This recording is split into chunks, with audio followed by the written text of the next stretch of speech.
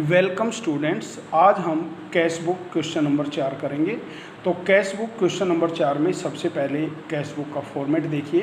Date, particular, LF, cash rupees, bank rupees, ये debit side का है।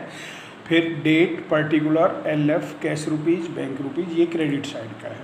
और जो डेबिट और क्रेडिट साइड में हमने पर्टिकुलर वर्ड लिखा है ना, तो डेबिट साइड में पर्टिकुलर की जगह रिसीट वर्ड भी लिख सकते हैं और क्रेडिट साइड में पर्टिकुलर की जगह पेमेंट वर्ड भी लिख सकते हैं।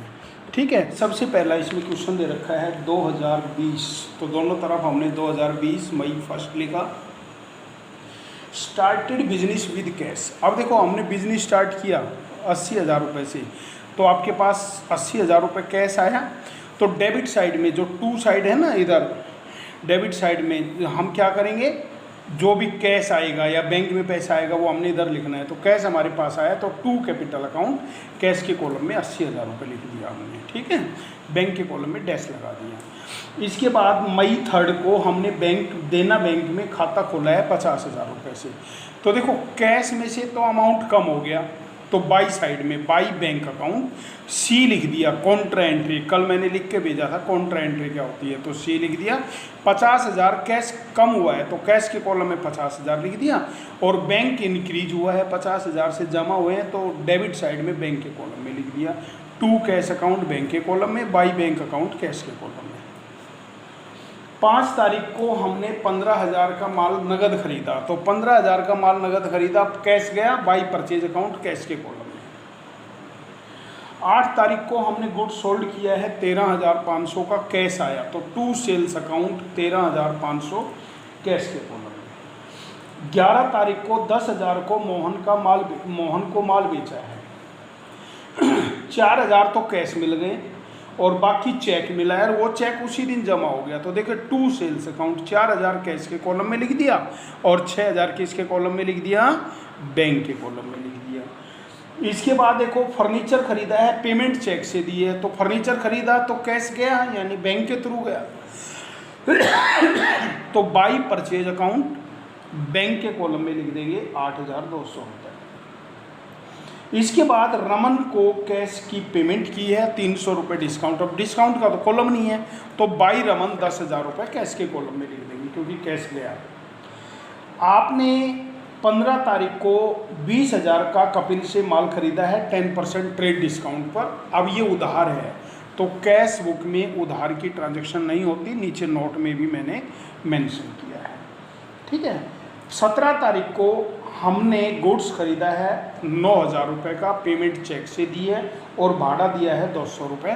तो 17 तारीख को बाई परचेज अकाउंट 9,000 जो चेक के थ्रू है वो तो बैंक के कॉलम में लिख देंगे और जो कैरेज है वो कैश के कॉलम में लिख देंगे। 19 तारीख को 9,000 का माल बेचा है, तो कैश आया, टू सेल्स अकाउंट 9,000 कैश के कॉलम में। अब जो 19 तारीख को माल बेचा है ना, 22 तारीख को हमने बैंक में जमा करा दिए 9,000 रुपये, तो बैंक के कॉलम में जमा करने हैं, तो to cash account contra entry C लिख दिया, बैंक के कॉलम में लिख देंगे और बाई बैंक अकाउंट कैश के कॉलम में लिख देंगे और साथ में क्या लिख देंगे, कॉन्ट्रा वर्ड लिख देंगे, साथ में कॉन्ट्रा एंट्री लिख देंगे। इसके बाद 25 तारीख को बैंक से पर्सनल यूज के लिए निकाला है, तो पर्सनल यूज देखो ड्राइंग होता है, बैंक से निकाला इसलिए बैंक के कॉलम में लिख दिया। मोहन को माल बेचा, अब उधार हो गया ये, तो उधार की ट्रांजैक्शंस नहीं होगी, नीचे नोट नंबर 2 में दे रखा है मैंने।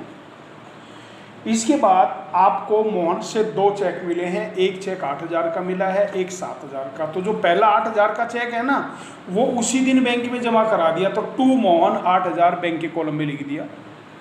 और जो 7,000 का चेक है वो बैंक में जमा नहीं हुआ, तो वो चेक इन एंड है, तो चेक इन एंड की एंट्री नहीं होती है, नीचे नोट में दिया हुआ है।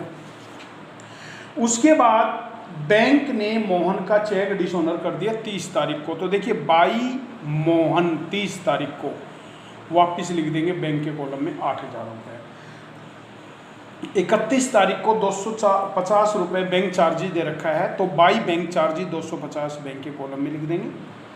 इसके बाद आपने 29 तारीख को जो सेकंड चेक था ना, वो मोहन का एंडोर्स कर दिया कपिल को, तो एंडोर्स की एंट्री भी कैश बुक में नहीं होती है। 31 तारीख को पर्सनल यूज के लिए कैश निकाला है, नहीं पर्सनल यूज नहीं, ऑफिस यूज के लिए कैश निकाला है। तो हम क्या करेंगे, to bank account contra entry cash के कॉलम में, to bank account contra entry cash के कॉलम में, और by cash account contra entry bank के कॉलम में। सी वर्ड कॉन्ट्रा वर्ड को दर्शाता है। कॉन्ट्रा वर्ड का मतलब होता है जो एंट्री कैश बुक में डेबिट और क्रेडिट दोनों साइड में की जाती है उसको हम कॉन्ट्रा एंट्री कहते हैं। ये डेबिट साइड है और ये आपकी क्या है, क्रेडिट साइड है। ठीक है, तो ये क्वेश्चन आपने अपनी नोटबुक में सोल्व करना है।